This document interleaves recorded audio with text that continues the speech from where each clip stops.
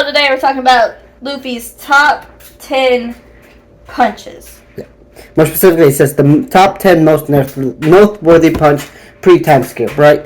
So there's going to be a lot of punch post-time skip, so we're kind of limiting ourselves to pre-time skip. We're breaking it up. So number 10, Luffy versus Sea King. So what made this noteworthy punch is, in theory, that was the same Sea King that kind of bit off Shanks' arm, right? Okay.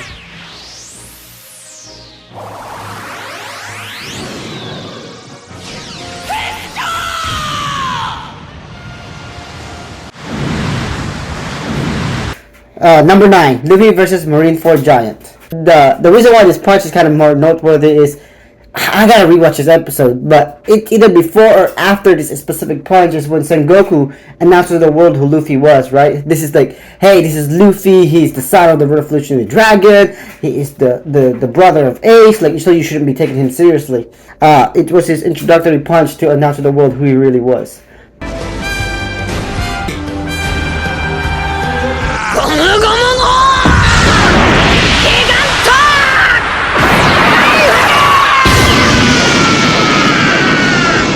Sorry, number 8, Luffy versus Don Krieg. Okay, so this was a pretty interesting fight. This is just around the Bellamy arc, which is he was trying to recruit Sanji at the time. Oh, and working as a dishwasher working off his debt. Yeah, he was a dishwasher boy or whatever. But the reason why this made it the kind of noteworthy is, you know, Don Krieg is one. He considered to be one of the most powerful pirates in the East Blue at the time. He was getting shot at by poison. He was getting he was just getting beat down left and right, and yet it just showed his tenacity. And so that single punch that he did versus Don Krieg, I believe that it's gonna be on the top 8.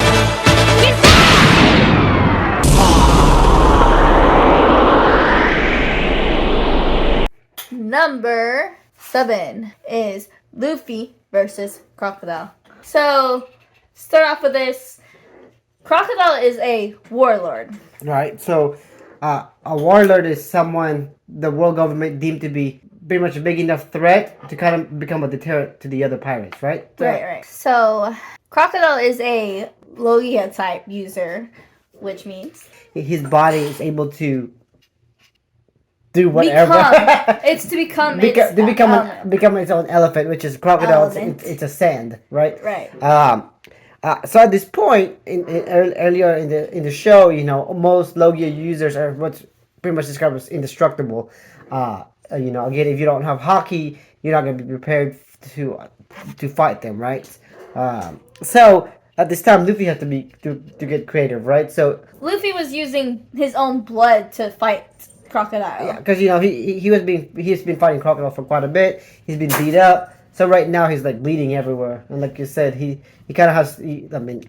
As you guys know, blood still has water in it, right?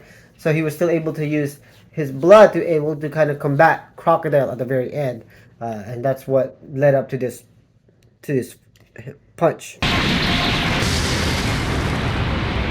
Number 6, Luffy versus Usopp. Oh man, this one.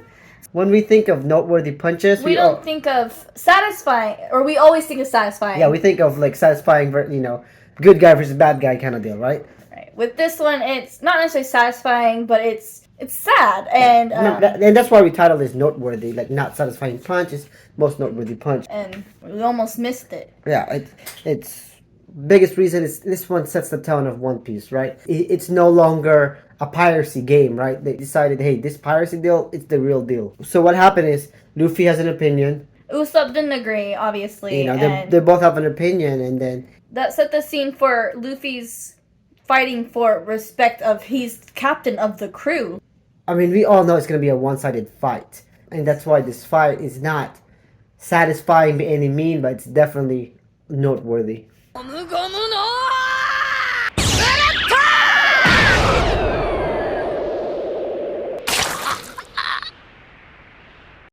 Number 5. Number 5, Luffy versus Arlong. Okay, now here, this is gonna be a satisfying punch. Unlike the number 6, this one's obviously gonna be a lot more satisfying because it is a good guy versus bad guy kind of deal. So When we talk about certain things that kind of sets the tone of the show, this is one of them. This happens earlier in the series, and to be honest with you, if you're not hooked by this arc, yeah, I think it's safe to say that you're not a big fan of the show, which is okay. I mean, you're just missing out on probably one of the greatest things ever, but it's whatever. It's cool. You're entitled to your opinion. Anyways. Yeah, this is where we see Luffy really get serious because he's fighting for a friend, his crew. Yeah, so for the past previous fights, he did a lot of stuff for the sake of doing things. He's really selfish about it. You know, hey, I'm going to do this. I'm going to fight you because of that. And yes, he's also being selfish about this particular fight because he wanted to keep Nami, the navigator, right? That's the whole point of it. But also, he's also doing this because because he cares about Nami.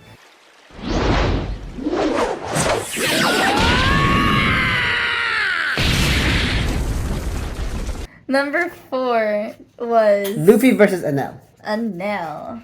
Okay, so again, pre-timeskip world. Well, not pre-timeskip world, but just pre-timeskip. So meaning pre-hockey. Enel is another Logia user. He has the ability to control lightning or to become lightning. In that particular arc, they literally called him a god. Because literally he is unstoppable. And technically he's, because of what's called mantra and a combination of hockey, he was technically omnipresent. Because he was able to hear a lot of stuff, right? All the way up on the list because of again the creativity use of the creativity of the punch. Right. So during the punch, Luffy has his arm encased in gold, right? And when Luffy punches Enel, he obviously punches him all the way to hit the bell to make it ring. Yeah.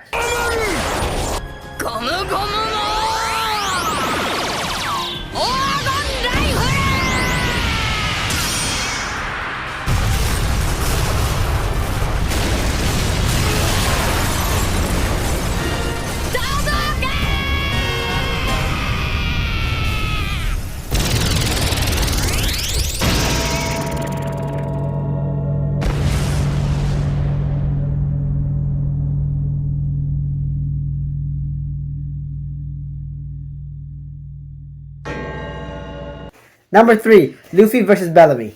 Alright, so this is a super satisfying punch. It was well deserved for number 3. Yeah, so when you start talking about well deserved, because initially, either in the same episode or a couple episodes before that, Bellamy was actually making fun of Luffy and Zoro for believing in their dream, to the point they're actually throwing drinks at them, just completely slandering them, demeaning them. And they were letting it pass at first. It's because Luffy was like, whatever, you guys do whatever, you guys take your own opinion. At this time, a couple episodes after, again, just same goes with Nami earlier, Bellamy decided to actually inflict damage to one of Luffy's friends, right? So Luffy decided, hey, it's payback time. Another thing that's going to make it more satisfying is this entire time we've seen Luffy use his fruit, his rubberiness. Is that a verb? To use his fruit. We've seen him use his devil fruit to fight off everybody, mostly. But, in this particular scene, he did not need that at all, which makes it even more satisfying, right?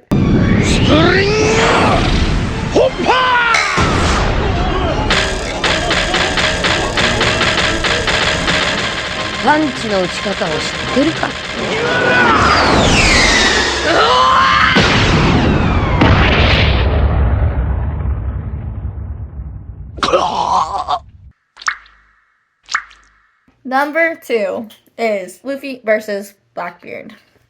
So this is another satisfying scene. Obviously, as you guys get together, this top 5, a lot of motors can be satisfying as well, right?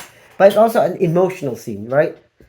So this is the first time after Blackbeard actually captured Ace. And that's why he's impelled down, right? He was trying to free Ace. So at this time, what's crazy is Blackbeard is feeling like this almighty, all-powerful dude. He just took down the second in command of the Whitebeard pirate. He's another Logia user, so he's gonna think he's indestructible. But here comes Luffy with this satisfying hit.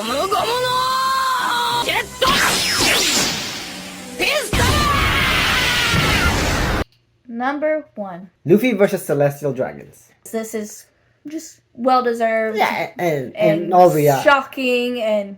But yeah, it's well deserved. Super satisfying punch. But to make it more satisfying, let's break down. So the Celestial Dragons in the world of One Piece, there's a caste system, right? and at the top of it, it's the celestial dragon. So even the world government kind of answers to them. That's how high and powerful they are. They're certainly untouchable to anybody out there. At the end of this, it even says like among themselves they don't even touch each other because that's how valuable they think they are, and yet here we are. I would say even post time skip, this is probably one of the most satisfying punch of all time. Would you agree? Yeah.